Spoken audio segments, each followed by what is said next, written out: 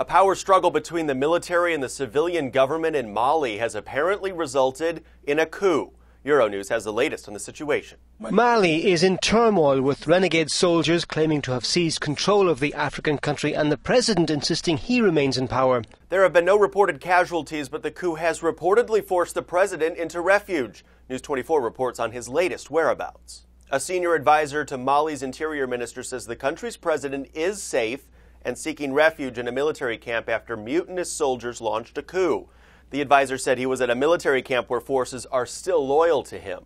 And the coup hasn't been a quiet one. Here's a reporter for the BBC. I could still hear gunfire coming from the presidential palace, and there still seems to be gunfire coming from in the center of Bamako as well. So what's behind the move by the renegade soldiers? Al Jazeera says the country's been unsuccessfully fighting an insurgency by Tuareg tribesmen.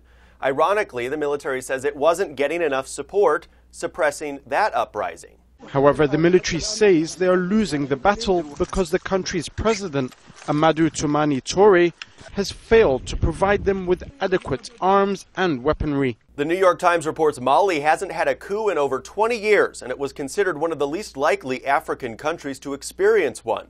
French analysts say it's not clear whether the mutineers actually have control. The Times says the French government called for elections as soon as possible in its former colony.